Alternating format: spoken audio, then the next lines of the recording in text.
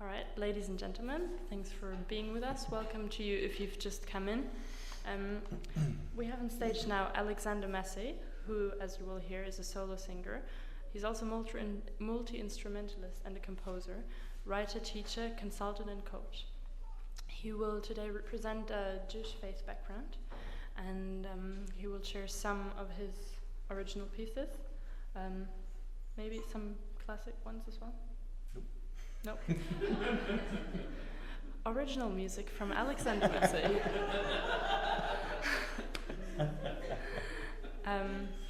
So this is one of the many sides of Judaism on stage now. Enjoy. Thank you. So perhaps I'll say something about the direction where I'm coming from with this.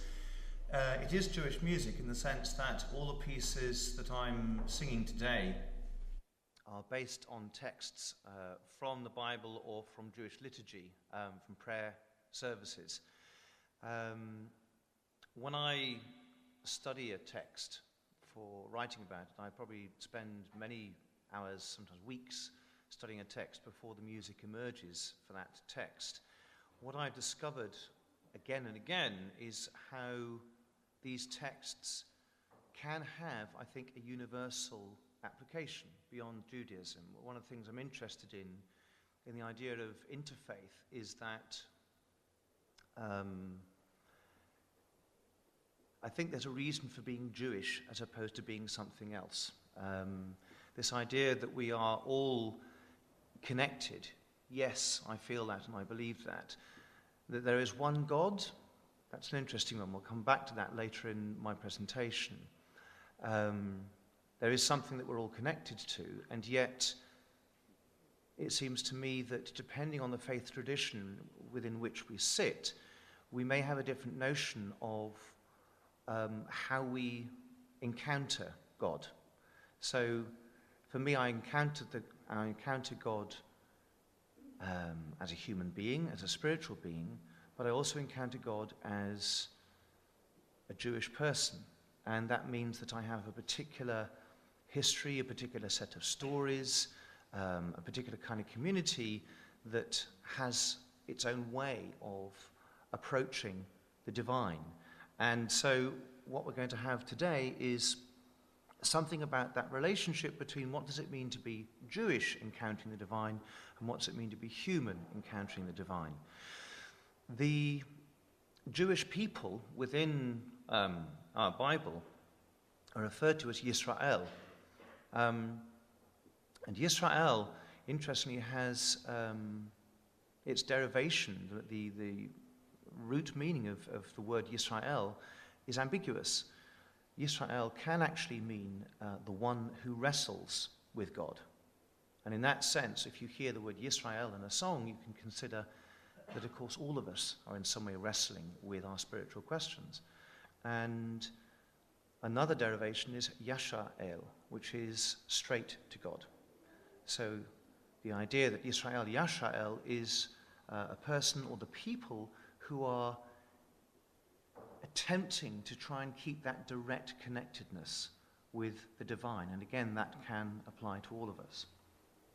So this first piece, Yotze Or, comes from the morning liturgy, and the words, you'll hear the meaning of the words, because I'll sing it in English as well as Hebrew.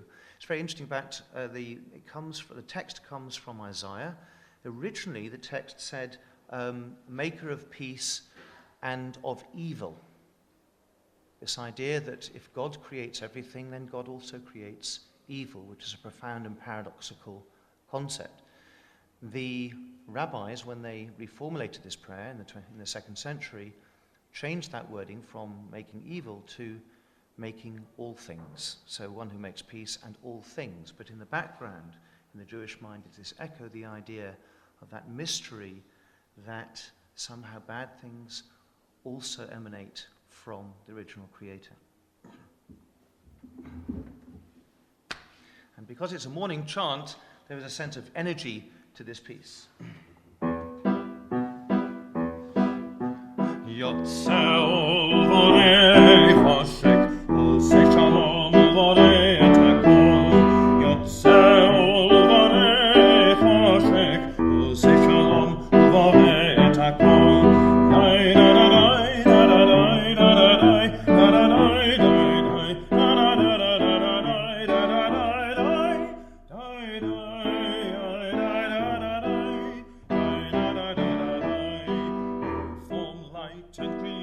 the darkness, maker of peace and all that is.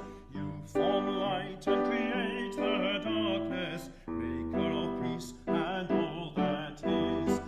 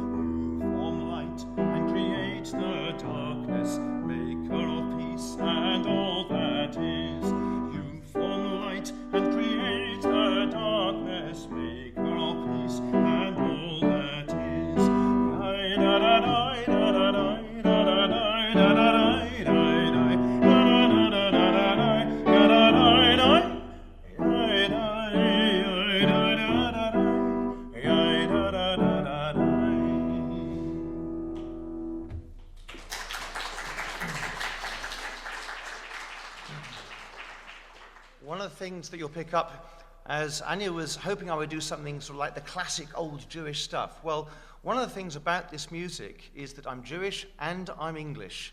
And there's this sense that I'm somehow trying to combine these two parts of myself. We borrow from other countries, we borrow from other times, and yet our music needs to be something which connects to our time now as well. So there's, I understand, there's kind of an Englishness to that, as well as the sort of the Jewishness about it. These nonsense syllables of yai, dai, dai, which you sometimes hear, comes from the Hasidic tradition, which really arose from the 18th century onwards. It's a particular sort of quite orthodox, mystical tradition within Judaism, and the idea that chant could be used, and that chant just with syllables rather than actual meaningful words, that one could get into a trance-like state. So this is part of, I suppose, the connection with other faith traditions as well, that ecstatic tradition of doing a chant many, many, many times through. So this might actually be done for 5 or 10 minutes rather than the 2 minutes that you heard it just then. So the next piece is, again, it's a new piece, but it's an ancient text. There's a beautiful moment within the Bible. It's sometimes considered to be the first conversion, that when Ruth, who was a Moabite woman, actually marries into the Jewish people, and then her husband dies, and she elects to stay with her mother-in-law, and she sings these, or says these beautiful words, saying that I will go with you where you go, and I will stay with you, and where you die, I shall also die. And these famous lines, your God will be my God. And when I wrote this piece, and I set these words, it got me to thinking, what do we mean when we say, your God will be my God? Are there different gods? Is it all the same God? In which case, what is the transition that a convert might be making into whichever faith tradition? What does it mean to say, your God will be mine? Is there some homogeneous God? You can say, okay, Islam, there's one God. Everybody agrees it's the same conception. Jewish God, Christian God, everyone within that tradition has the same conception of that God. Well, of course, realistically, that's not the case. If you ask any two Jewish people what their conception of God might be, it's going to be different. So what does it mean to say your God would be my God? So I subtly changed the words at the end of this song. So this was written for a wonderful friend of mine, a rabbi in the States, didn't like the word conversion, and she suggested to me to use the word convergence. What I like about that is that we bring with us our dowry from our former life. If there is a conversion that takes place, that convert does not have to turn their back on their spiritual history, the wisdom that they've gleaned, the relationships that they've had. They bring that with them and they enrich the tradition which they join.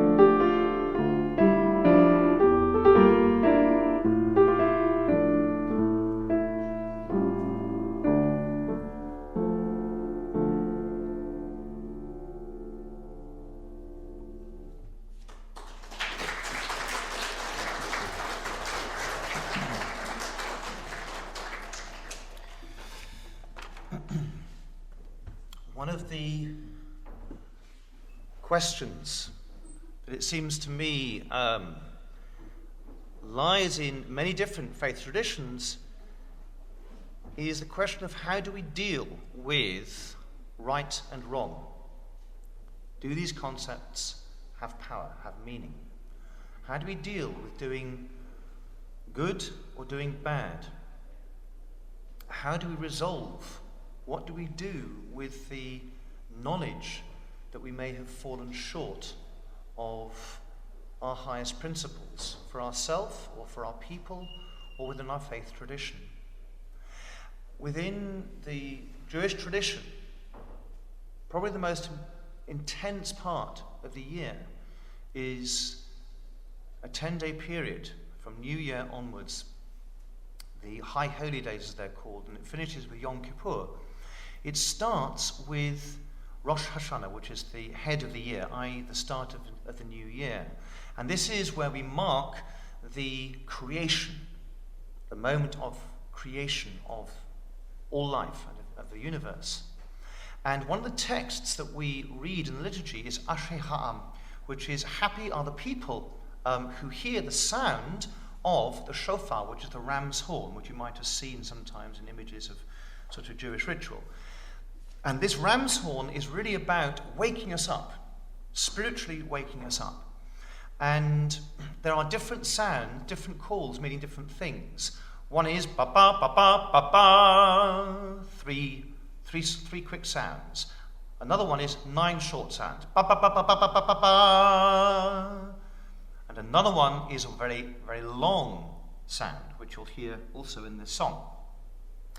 So what one can do as a modern writer is actually take some of the very old ideas, the most traditional ideas, and in a sense do a software upgrade on them and bring them up into our current time. There's another part in this song. By the way, I should say something about the ashrei. Ashrei means happy, but not in the sense of jolly, let's all have a party and get drunk. This ashrei actually comes from, again, I talked about yasha'el, going straight to God. It's the same word. And ashrei in this sense is not someone who's just hysterically silly and happy. This is someone who has a deep sense of contentment and joy because of their connectedness to the divine. And so it's this idea of straightness. So in the tune, what I've done, da da da da, you hear this big leap upwards, which is this idea of being very straight-spined and strong. In the verse of the tune, I've taken a melody which, again, to Jewish ears, it's like within Christianity, sometimes people will go once a year and it's Christmas when they'll go to church. For the Jewish people, Yom Kippur is the time when they will go to synagogue and go to the prayer service if they go at no other time.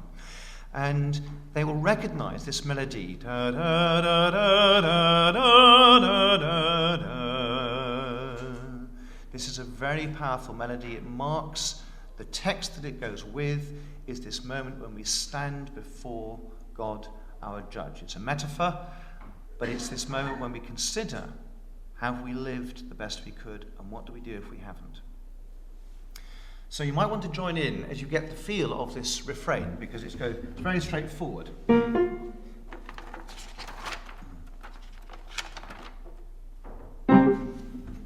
Let's try this. Ya da da da da da, ya da da da da da, and then 9 blasts. Ya da da da da da da da da. Ya da da da da da da da da. Fantastic. Ya da ba da ba da. Ya da ba da ba da. Ya da da da da da da da da. Ya da da da da ba da da da. There it is. We are all ram's horns now. So. Ya da.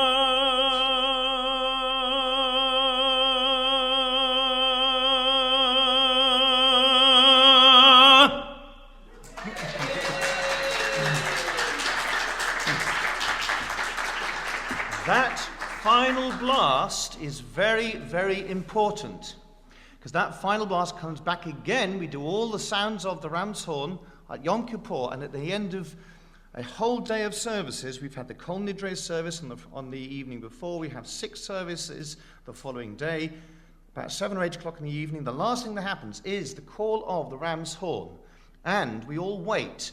It's huge pressure on whoever's going to blow that horn, because depending on how that horn is blown and how long it goes, that's going to herald what kind of year we're going to get. So it has to be long and it has to be loud. So, we've got time for just a couple more. There's a lot I'd like to say about this next one, but maybe I'll let it speak for itself.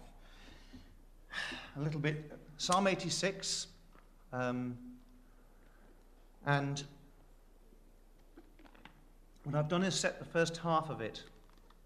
Writing an English lyric is a tricky business, especially if you're basing it on sacred scripture. So, again, these words have been very, very carefully thought through. Interestingly, sometimes the translations that we read, modern translations, are not accurate. They're written for readability, but they're not written for accuracy. So this is actually going back to the original meaning. The sentiment within this song is one, I suspect, that again is part of the universal sense of connectedness and reaching out for the divine.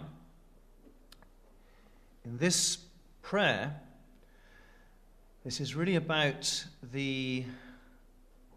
trying to get a sense, is God there or not? Am I alone? Do I actually have to carry whatever I'm carrying right now completely alone? Or is there some source of nourishment? Maybe even of some sense of rescue from my current predicament.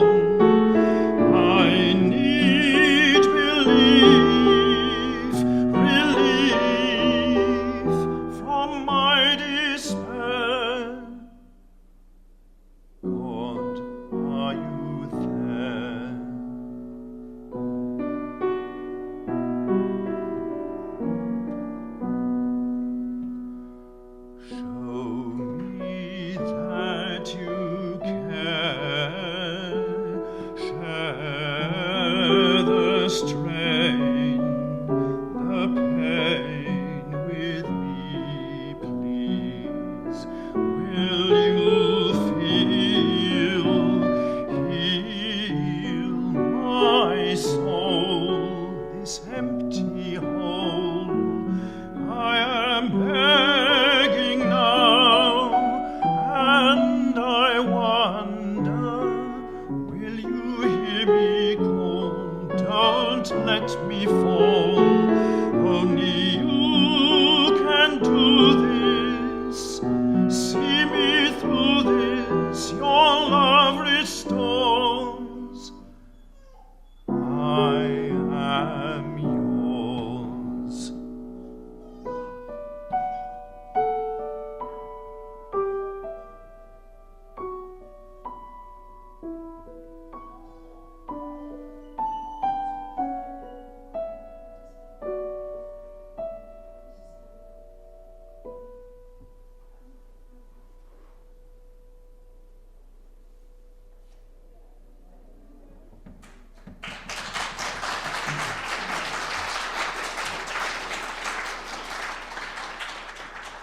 I think a baby crying is the perfect soundtrack for liturgy.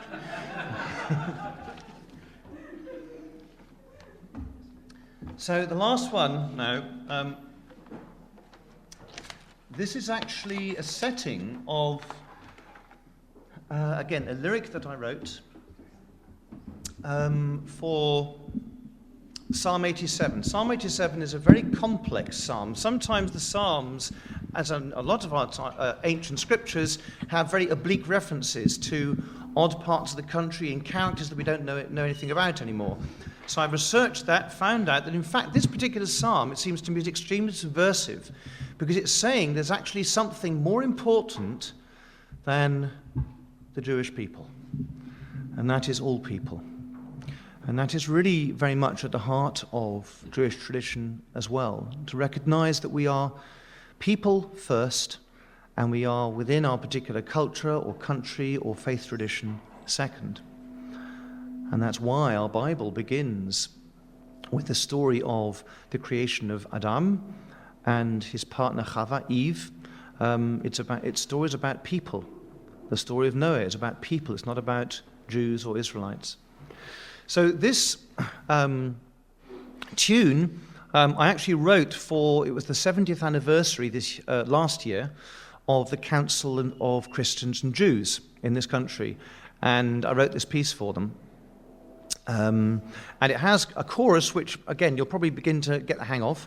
The words you need to remember are, says he trying to remember them, each of us was born there. This is the idea that we are all born in the same place, i.e. really in the hand of God. We are all born there. Each of us was born there. And then the next part is, welcomes all from everywhere. So the divine welcomes all of us.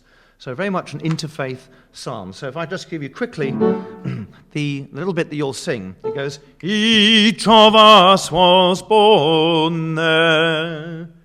Each of us was born there. So that's one bit. And then the second bit, slightly trickier, welcomes all from everywhere. Welcomes all from everywhere. So the first part, each of us was born there. Each of us was born there. The second bit, welcomes all from everywhere. Welcomes all from everywhere. And that's all you've got to remember. And please do feel free to clap, stamp, shout, get me off the stage, whatever you need to do.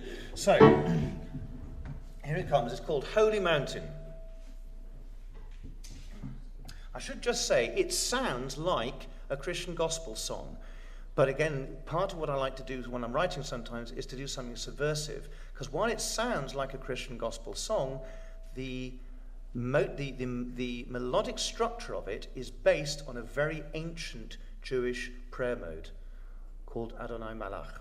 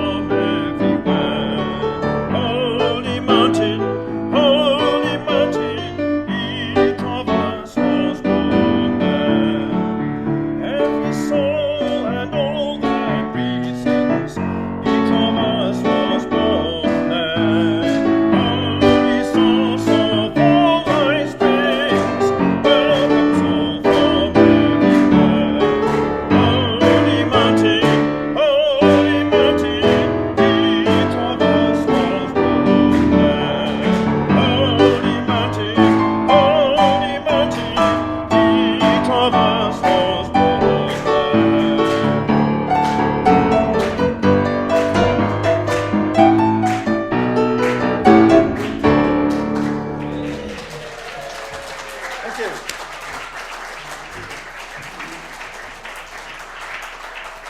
If you're interested, there's a few CDs of this stuff out on the table there. I've got a little card if you're interested in more of this music. You can find on my website as well. Thank you for playing. Thank you, Alexander. Who needs gospel music when you have Alexander Massey?